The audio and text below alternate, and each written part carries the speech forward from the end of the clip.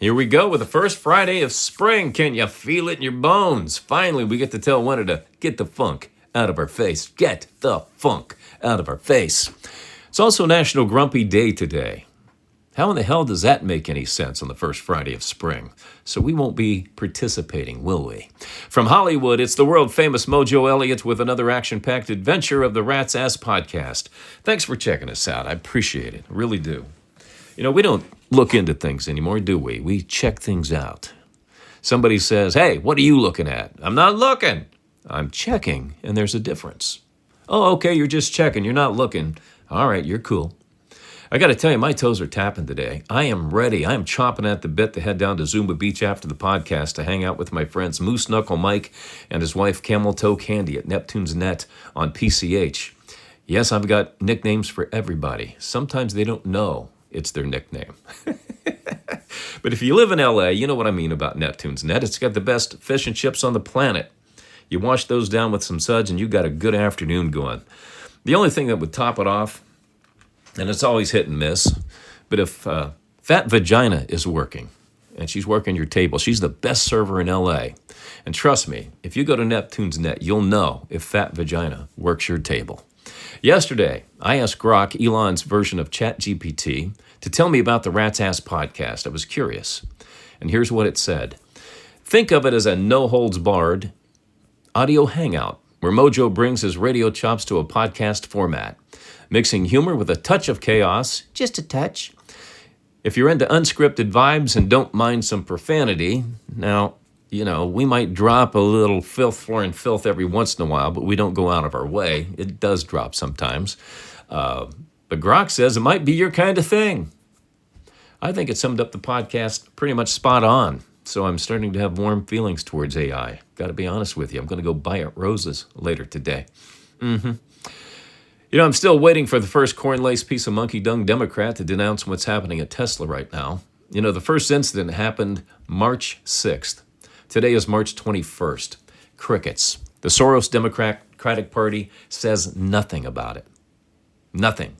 Now they're planning a Tesla takedown on March 29th. Now here's a car company that's manufactured 100% in the United States. The only one.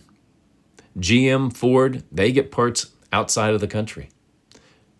Tesla, the only one manufactured 100% in the United States. It employs over 121,000 American taxpayers, raising families, paying mortgages, and these bastards want to burn it down for their own selfish reasons.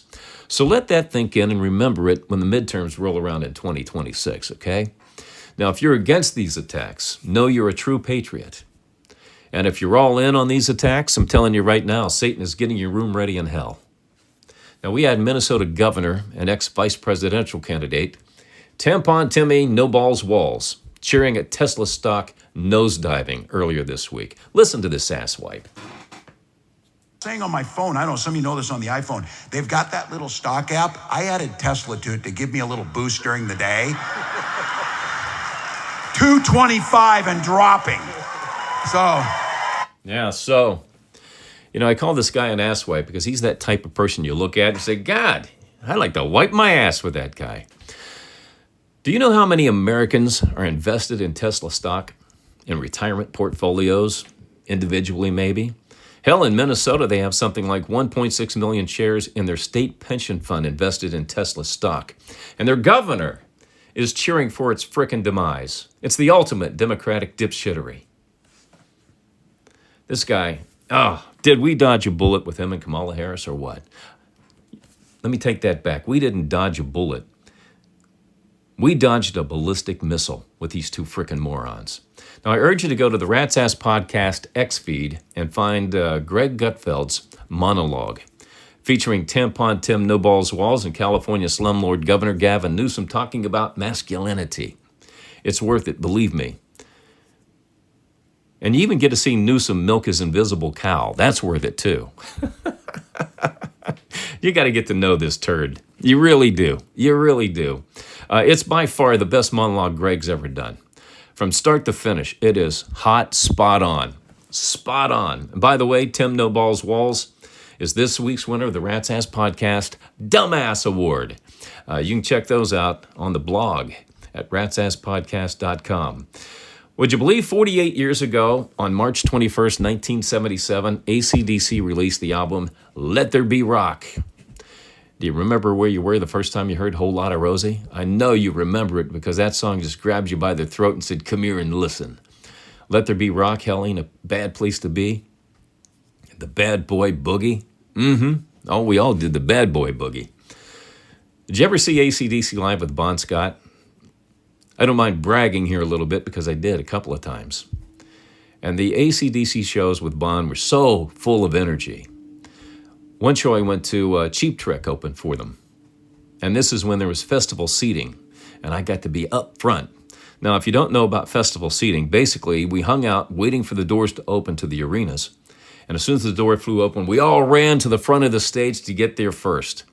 So they would let you fill up the floor, and then if you didn't get on the floor, then you started filling in the seats. That's what festival seating was. It was a glorious time to be alive. And I was up front for the show, and Rick Nielsen, the guitar player for Cheap Trick, lined his mic stand with guitar picks. They just taped, Rhodey would come out and just tape like 100 picks on his mic stand. After the Cheap Trick show, they were tearing down, getting ready for AC/DC, and a roadie wadded up a big wad of those Cheap Trick guitar picks with their logo and threw them in the crowd. Because back in the day, I could jump out of the gym in those days. I was able to jump up and snatch it out of the air, and people were trying to wrestle me down to the ground and steal them from me. So I just got them and I shoved them in my pants and said, who wants them? Come and get them. Everybody was like, no. I later realized the peril I had potentially put my mini-me in. I only paid $7 to see the AC/DC Cheap Trick show, too. $7! Oh, God, we had it good made in those days. I posted a picture of the ticket stub, by the way, on the Rat's Ass Podcast Facebook page if you want to go check it out. You can connect at ratsasspodcast.com. Cheap Trick and AC/DC for $7. I think a week later I saw Black Sabbath and Van Halen for $12, something like that. And I still have that ticket stub. Maybe I'll post that one too later on. All right, how many of you are already out, toast, burnt, fried with your March Madness ballot? 99% of players will be out by the time we get to the field of 32. I'm out already. I picked Clemson over McNeese, and McNeese won 69-67. I bet you that killed everybody's March Madness bracket. So basically, I really have no more skin in the game. I'm kind of interested to see how UCLA does, but I think the Bruins will make it to the maybe the Sweet 16, maybe not. But I definitely will watch the championship game, but that's pretty much it from here on out. All right, let's play some head trauma. Today's round is Sounds Dirty, but it's not. Sounds dirty, but it's not. All right, the clues are: I'm always on top unless I get blown. I get wet first. I can make a big mess if I leak. What do you think it is? I'm always on top unless I get blown. I get wet first. And I can make a big mess if I leak. What do you think it is? I'll have the answer for you coming up a little bit later on in the podcast. All right, who's ready for some loose behavior? Here's what's happening on the Rat's Ass Podcast X feed. Polly Bagale posted this one. She said, if you could change one thing on your body, what would you change and why? Not Newman said, my penis. Because I was circumcised, and I wish I wasn't. My parents were barbarians. Well, if it makes you feel any better, Newman. Studies show 76% of women prefer men who are cut. So now go apologize to your parents, you ungrateful pud. Jamie O'Leary said, my eyes, because they're too far apart. It looks like I'm looking in two different directions when I'm looking straight ahead. I don't mean to laugh. I guess I do, but I don't. Kind of sounds like Jamie has Marty Feldman eyes to me. That's what I'm visualizing. You can Google it if you don't know who Marty Feldman is. Try Googling Marty Feldman eyes. All right, Just Linda said, my ass, because one cheek is fatter than the other one. Didn't Oprah have the same issue? I remember, late 80s, early 90s, I was walking through O'Hare and boom, there it was right in front of me, Oprah's ass in Chicago. And I swear to God, it looked like a sack of cats fighting too. All right, let's get into the celebrity cheese today. Democrats, great hope. Michelle Obama formally announced she has no intentions of ever running for the White House. She doesn't want to be president, doesn't want to put her daughters under the microscope like that again. Now, I believe the Obama's daughters have to be in their mid-20s right now. They hold it on just a little too tight, but it's okay, Michelle. Not buying it. You're not in D.C. anymore, though, so stop lying. You know you don't want to do it because you don't want the hell in your life. All right, Blake Lively is attempting to remove herself from the legal proceedings she started against Justin Baldoni, who she accused of sexual harassment during the filming of It Ends With Us. Baldoni filed a counter lawsuit against Lively and her husband, Ryan Reynolds, so she just likes, you guys take care of it. I'm going to go live my life. I'm sorry, but I'm in the camp of these lawsuits still being for promotional purpose only. Now, if the lawsuits suddenly get dropped and it kind of feels like it's moving that way, you'll know that's exactly what it was.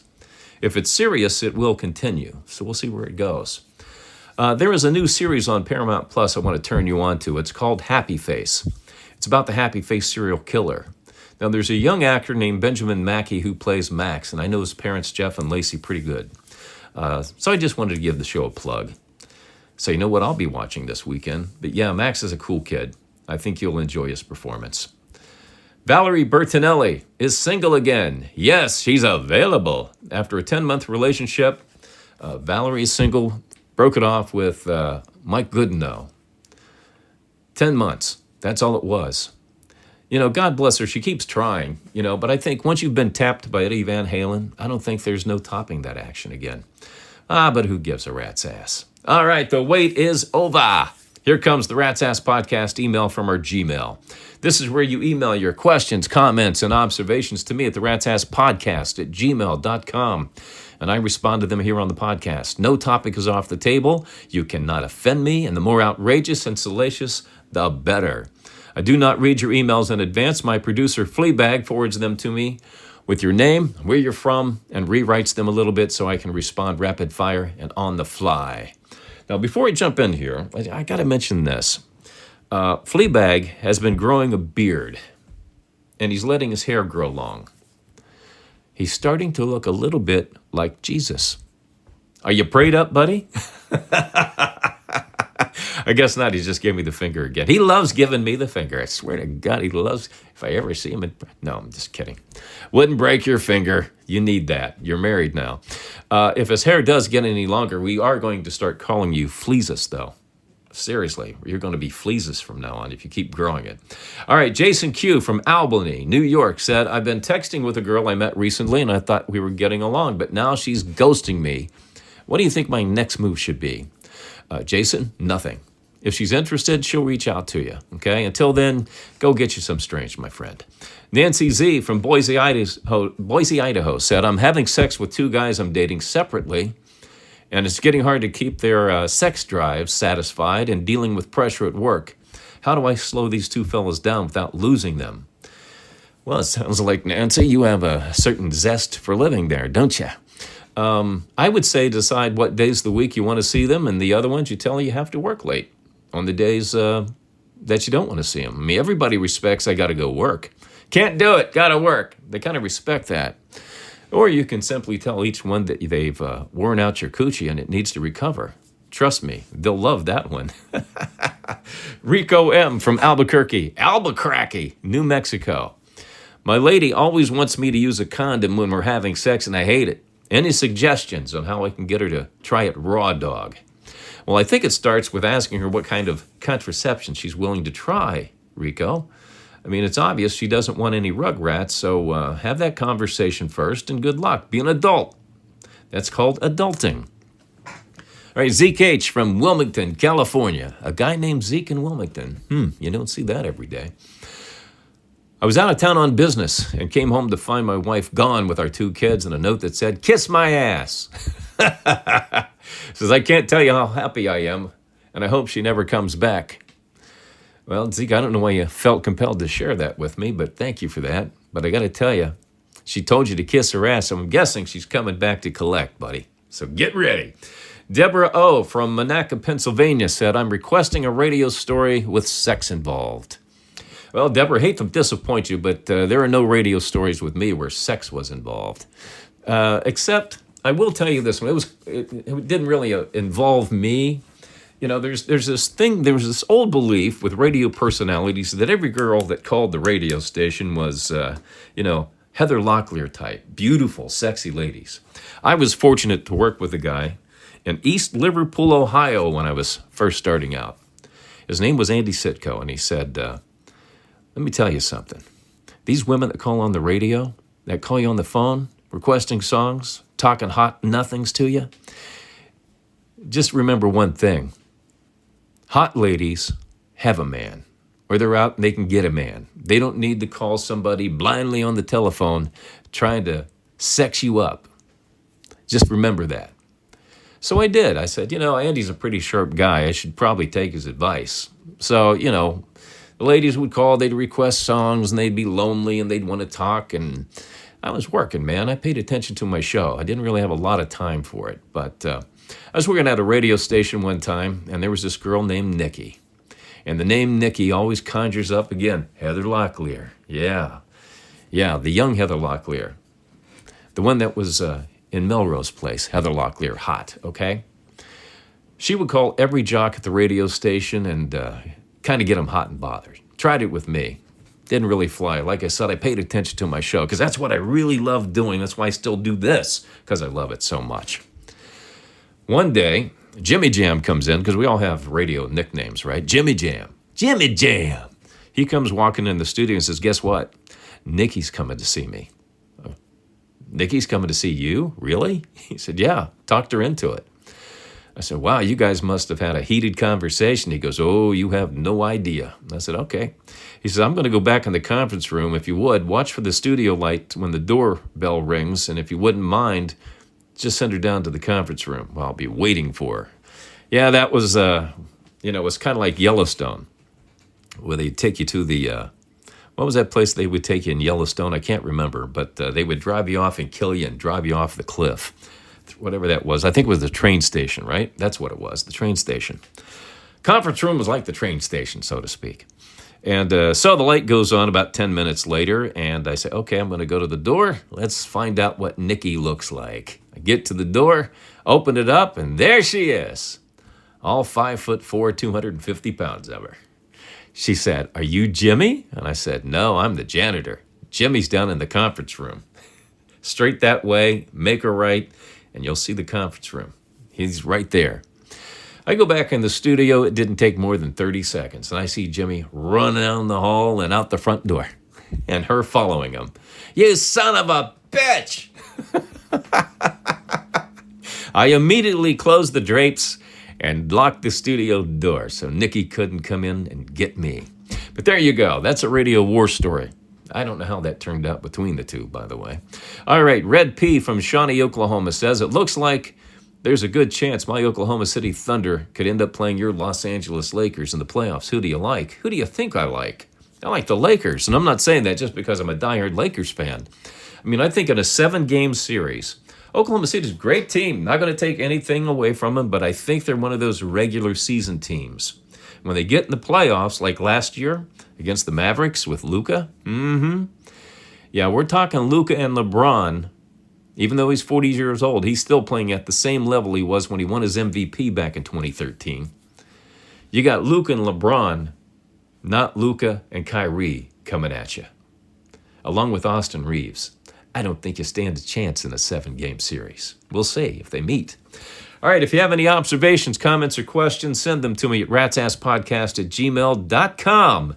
All right, let's get into your head trauma answer. We are playing Sounds Dirty, but It's Not. Your clues were, I'm always on top unless I get blown. I get wet first. I can make a big mess if I leak. What do you think it is? If you guessed a roof, congratulations. But if you missed it, go see the doctor about your head trauma and get well soon. All right, before I go hang out with Moose Knuckle Mike and Camel Toe Candy, try to say that 10 times fast. Camel Toe Candy, Camel Toe Candy, Camel Toe Candy. I can't do it. All right, I do have one more thing for you, though. Did you know fast food restaurants use the colors yellow, red, and orange in their logos because they stimulate hunger? I actually looked at a bunch of logos for fast food restaurants yesterday, and every one of them has either yellow, red, and orange in their logo. Only Starbucks had green, but that's a coffee place. I don't think you get hungry for coffee. But this could explain why I've always wanted to eat Wendy, but not at Wendy's. Does that make sense? All right, let's do some shout outs to Rat Nation. New members, Remy McCready from Boston, Massachusetts. Christine Evans from Walla Walla Bing Bang, Washington. Derek Bass in Columbus, Ohio. Maxie Brown from Decatur, Georgia. And Brad Paulus from Fort Wayne, Indiana. I appreciate you guys joining the club. All right, that's it for this episode of the Rat's Ass Podcast. Be sure to check out the new ratsasspodcast.com to connect with us on the socials, listen to podcasts, and join us. You can join Rat Nation too, just like the other guys I mentioned.